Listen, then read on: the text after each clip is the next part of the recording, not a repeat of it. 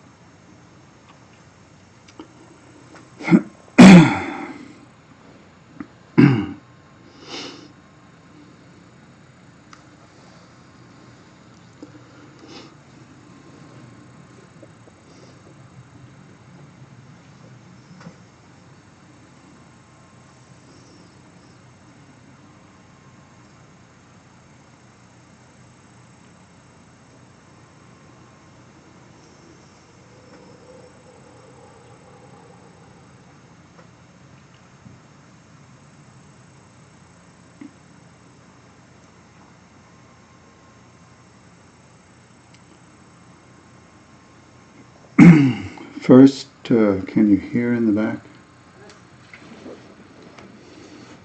Second, good morning to all of you, and especially welcome to all of you who are here for the first time.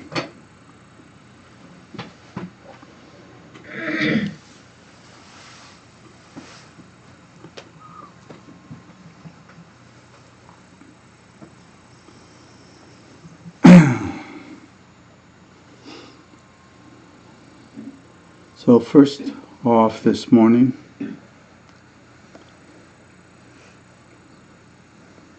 for those of you who were here and recall the presence of Lama over many years while he lived here, this morning around 6:30 he passed away.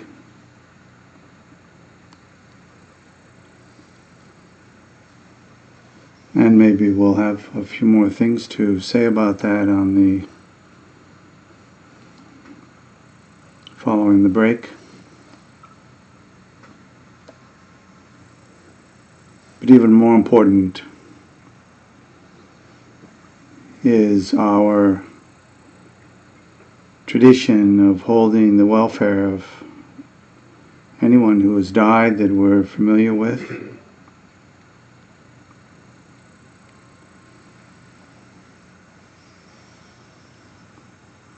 To hold their welfare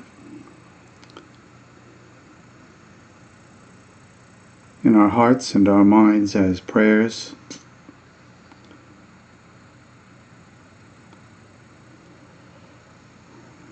That whatever causes and conditions they accumulated in this life will be positive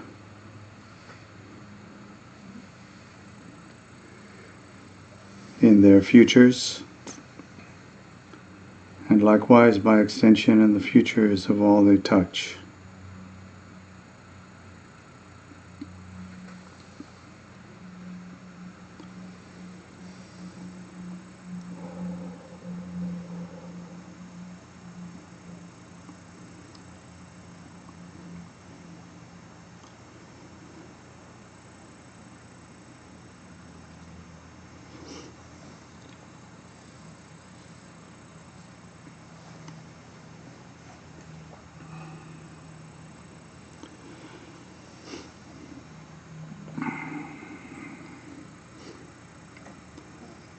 When we began to recite the Refuge and Bodhicitta prayer this morning,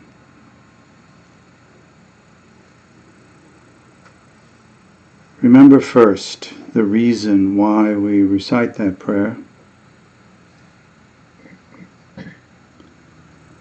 which is primarily because we go for refuge hundreds, if not thousands of times a day to all sorts of things, our material possessions,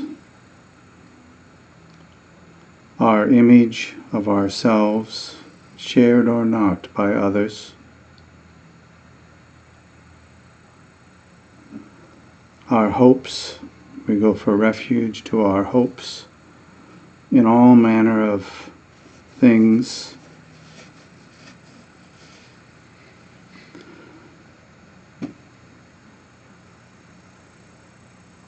We spend our lives looking for the causes of happiness,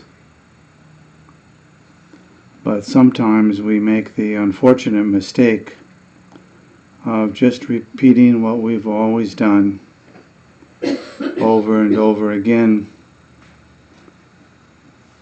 and concretizing or stabilizing the very approach that brings us what we don't want and bars us from what we do want.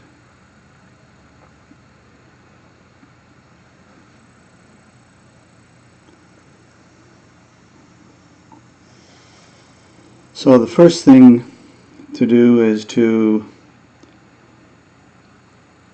recognize that having a body which is reasonably functional, so the older we get, we have to put that little reasonable modifier there,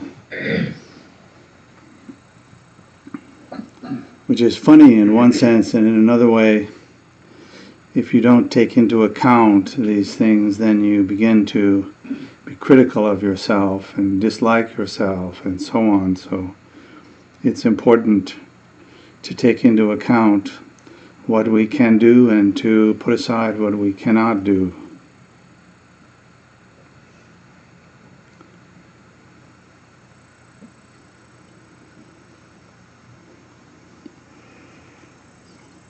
So refuge and bodhicitta, this is a means of turning away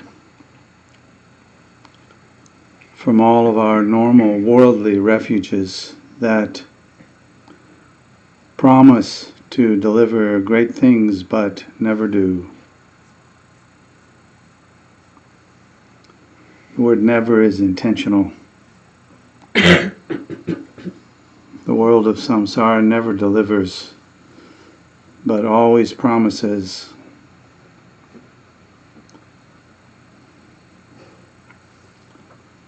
So we would like to rise above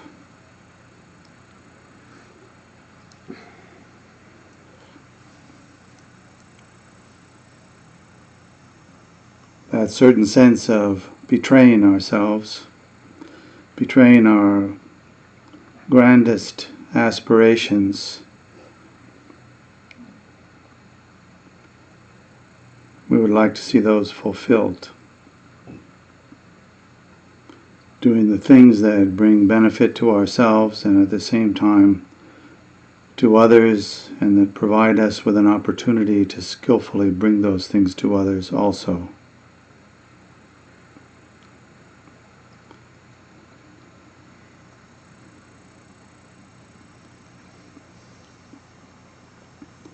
So our prayer begins with a simple sentence, until the summit of enlightenment is reached, which means many different things, can be stated in many different ways, but in this very moment it could mean when we give up all of our false refuges and recognize the value of refuge in the awakened mind, which we call the Buddha, and in the Dharma, which we call the teachings, and the way that we practice the teachings, and in the Sangha, the community of others who share our aspirations. We would like to soak in this warm and comfortable place. And coming to the practice this morning or at any time is really a means of doing that, no matter what the circumstances outside are.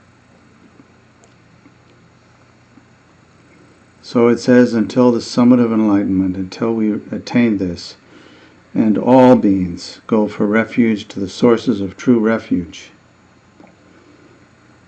Our means of recalling this grand aspiration that all beings might attain enlightenment and be free of the causes of suffering, we imagine our family, our friends, relatives, friends of friends, and so on in front of us. And beyond them, we imagine all sentient beings extending to the very limits of space itself. And in this way, we are given the opportunity to make a grand wish that our practice, even just this morning, might bring benefit to uncountable beings.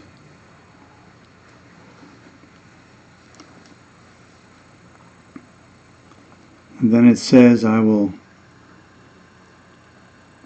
practice the absorption of calm abiding, the meditation we'll do this morning, in order to release all beings from their particular suffering and establish them in lasting peace and happiness.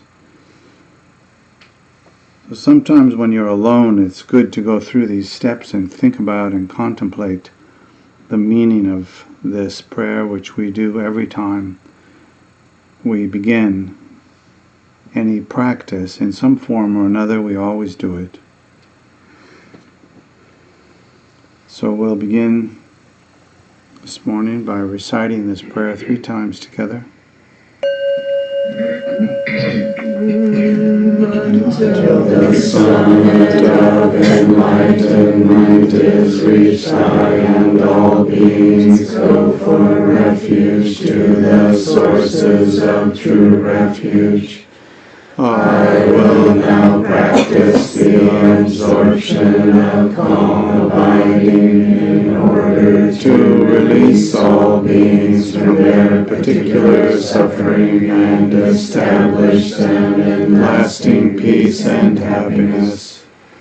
Until the summit of enlightenment is reached, I and all beings go for refuge to the sources of true refuge.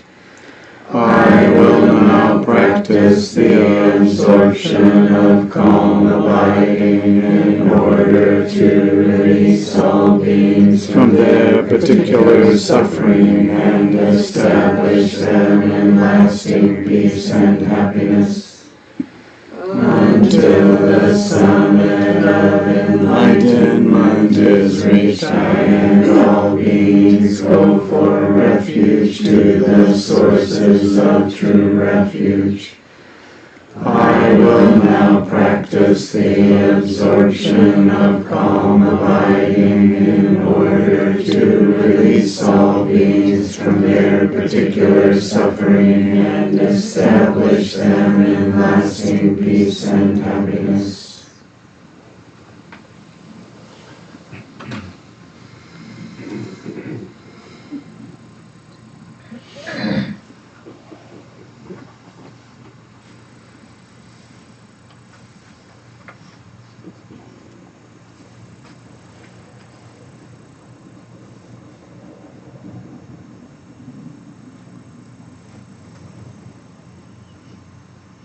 Many of the practices, the meditation practices that we sometimes engage in are very difficult to understand.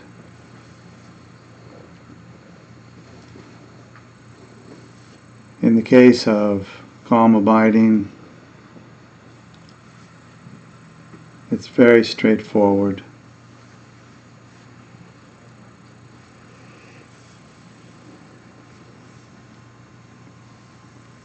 Generally, we place our mind, our awareness upon an object,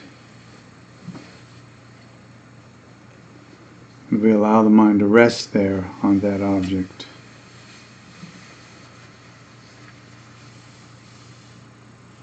With our eyes open, either literally or figuratively,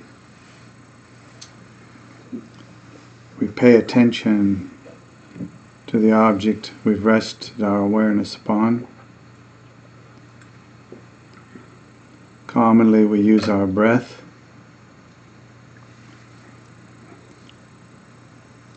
And when we use our breath, the best way to do it is to do something really difficult.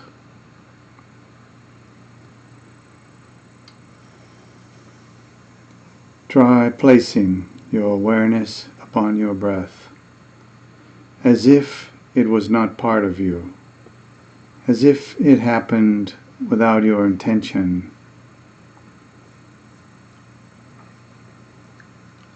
which is mostly what it does. Happen without your intention, without your even recognizing that it's happening. So now we sit down and we place our awareness on the breath. Ideally, without controlling it, or controlling it as little as possible, we just bring our awareness to the experience of breathing.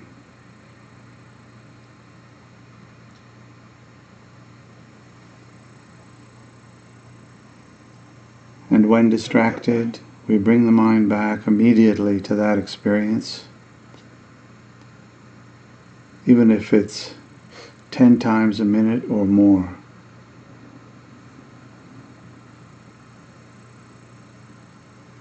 And gradually the mind will become trained to rest there. All it requires is a consistent effort.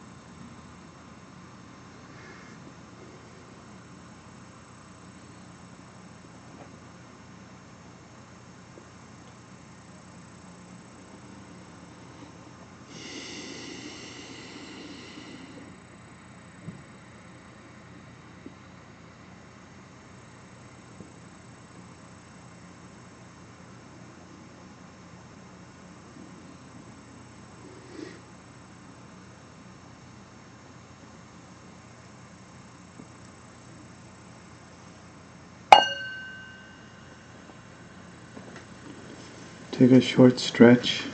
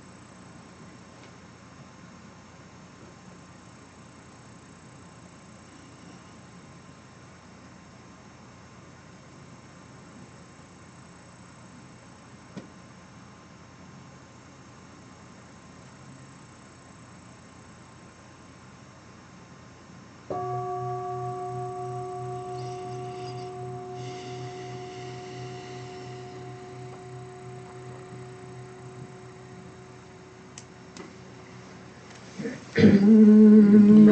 this virtue may I quickly realize Mahamudra and establish all beings without exception in this state.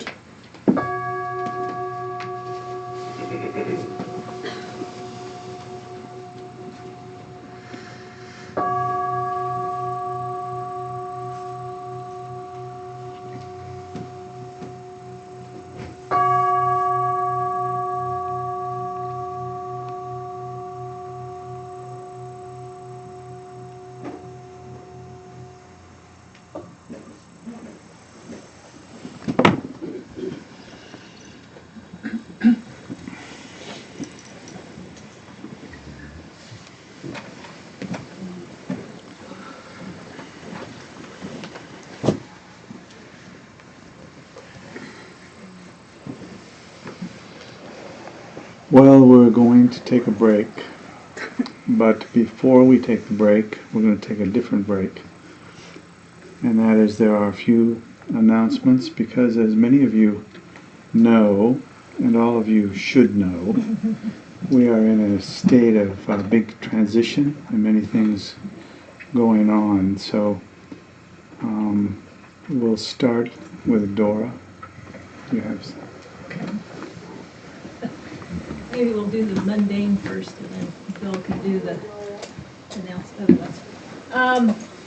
Yes, one practical announcement is we have set the date for leaving this house as June 15th. The house is sold, and that's when we need to be out. So Adele Hilson, and are you here? Okay, and Linda Grove are coordinating the moving part. And there's many other bodies doing many other parts. But and one request is that we are searching for a few fairly able-bodied persons who from time to time could help, just move, and they're very flexible as to time period, but who could just help, move something from upstairs to downstairs or out to a truck. Not like everything all at once, but, from time to time in the next couple of weeks in particular. So if anybody could fill that, Adele would be good to connect with. And in particular, another thing we're doing is moving a couple of things out from here, not difficult things, but out to store at SCOL, and then bringing back our big famous tent, because we have room at our new place to have a tent. We want to have a nice outdoor place to hang out, drink our tea, and Going to have a revival. Yeah. And we might have a revival there, because if the building is not finished by the time we have paper, we'll be meeting in there. So that's kind of a joke and kind of not. But, so that's an important thing, but we need, the tent is sort of heavy. It takes a few people to lift it onto a truck. That we have a truck that's going to go out there. So if anybody, that's a May 6th. Is that right? Saturday. Hopefully, yeah. Hoping for a May 6th. And that's so, next Saturday, huh? Yeah, okay. So in Linda Grove, we wanted to talk to you about that. If you'd like to have a little trip out to the land that day, a beautiful time of year, and just help. It's not a big deal, but it does need a few people to help just lift it onto the truck and stuff. So I just wanted to mention that. And of course, we could also use donations towards the work on the building, and that work is going gangbusters. The way you say it, I think. So many things happening every day, and electricity, plumbing, insulation, many things going on, and someday we'll hope to have walls and floors and ceilings. That's later. So, Bill, do you want to say any more about volunteers for cleaning up over there or anything? Or? Tuesday's been our traditional day for having a few people come over and try to dig us out of the mess that we've made for the week. We try to keep up with it along the way, but we can always use some help. And so if you have some time, please let me know. In the future, we will start to shift into also having Saturday work time, particularly now that Jeff Gunn has been doing kind of a heroic effort, because this week he's setting up for the biggest art show that he's had. I think this is true. In any case, I went and looked at his work yesterday, and if it isn't the biggest art show, I'm quite shocked. But he's up in Seattle this week, and he's been handling a lot of the coordination. And after this show is launched, then he'll have more time. And I can't even imagine him putting in more time, but he says he will. So if you have skills, if you have interest, let me know. It's actually been fun. It's been fun. So on that side, you can talk to me about that. We are in the midst of all kinds of transitions, and one of them is moving to the new center. But one of the very first things that we will do, almost as coincidentally as Ringo Tuku arriving the day that we got the last thing done for the purchase of the building, Kempo Lodrodonya Rinpoche will be arriving almost with such synchronicity as we get the work done enough. Done-ish. Can you remind us when that is? That is, he will arrive on the 26th of June, and will be here between here and Sitcho Osoling, our retreat center, for a week. We'll have some kind of blessing on Tuesday morning. He arrives on Monday, and we'll have some kind of blessing on Tuesday morning, and then he'll go to look in on the retreatants, and then come back, and then we'll have a weekend of teachings, Friday, Saturday, Sunday. So that's a big deal. So very much looking forward to his presence. It's rare for us to have a chance to connect again with any of our teachers that have connect us back to the roots of our tradition.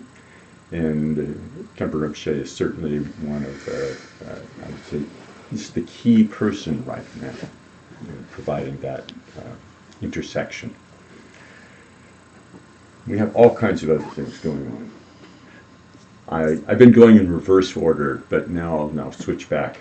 You have one more session with the care and feeding? That's right. On This Tuesday night This is Tuesday. the last session of the care and feeding of your daily practice. And we'll be talking about where we go from here now that we've had 4 weeks of kind of supported practice. How do we sustain that moving forward? And I think anybody could actually benefit from dropping in on a where we go from here evening session. I had the opportunity to listen over streaming, and I was very happy to hear the questions bounced around in the discussion. So Jeff and Sally, we appreciate your efforts to take care of that. You're going to be teaching something on. Yes, you are. Yes, you are. If you don't, you'll be in need of revival. Coming up on what day is it? May 13th, the morning session on mind training. And so, do you have any words, any thoughts on that you might share? Well, this particular teaching on mind training was primarily inspired by the people who had been working with Tim Campbell and done a lot of work on the mind training practice. And so as we commonly do, we kind of cherry pick pieces out of a larger body of teachings and give them. That's kind of like what always happens. And so it seemed like it would be a useful time to fill in a couple of those gaps, which are fairly important. So if you've been studying mind training, if that's been a part of your kind of consistent practice, and you're looking for more, this might be an opportunity to get a little more, to fill some in. If you haven't done mind training, you could come to this, but it might also be a little difficult to grasp, which is not meant to be not meant to discourage you from coming, but sometimes we go to places where actually we're not quite ready to get what we get. So we can be disappointed from that. But so primarily it's really focused for people who have been doing mind training teachings and practice. And there's a few points that often get overlooked in it. So we thought we would bring those up and have a morning of those commonly overlooked points. May 24th. May 25th. No. No, May 13th. May 3rd. No, I'm the next thing is May 24th. Would you like to say closer to the microphone? Which is a Wednesday. Okay, May 24th. May oh, that's right. Yes, Lama Jupchu. The hits just keep on coming. Yeah, Lama Jupchu, who's one of the first, one of the earliest students of Conklin and was part of the first 3-year retreat that Conklin led in the West. Lama Jupchu, a.k.a. Tony Chapman. He will be here Wednesday evening before he zips out to the retreat land to do some things there. So we'll have an evening, starting 7 o'clock. We don't usually bump our practice sessions, but since this is exactly when he's arriving and then we don't have another opportunity, we'll do it Wednesday evening. And he'll, one of his, you could say a major aspect of his life work has been to make the Dharma accessible while always also keeping his finger on the depth of the practice. So this is we have an opportunity to have some teachings and discussion with him. And all these things you can register online. We'd like you to register online. The Kempo Rinpoche events, the registration's not quite open yet, but will be in maybe a week or something. But all the other things are there already. Let's do that. We have 2 newcomers today, Claudia and Jane. Are they going to stand up? Speech. Jane has already volunteered to be a greeter, so you'll be seated here at the door. That's quick. You greet yourself this morning?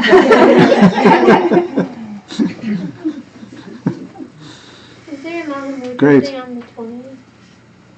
Oh, that, No. we're postponing. Yeah. There were events scheduled for, that Bill was going to teach about the Mom Mudra program on May 20th, and that's postponed till further notice. And there were some other teachings in June that will be postponed because of the date of Kempo Rinpoche's Yes. visit. We're going gangbusters, but we can't afford to bust the gang. You might make an announcement online or something. Okay. Yeah, that's a good idea. Yeah, we're also cooking up plans for the first Sunday in June is going to be modified a little bit to have Lama Michael will teach a half day instead of a whole day, and then we're cooking up an idea to do a little work in the afternoon for people who want to do that, since that's getting really close to our move out date.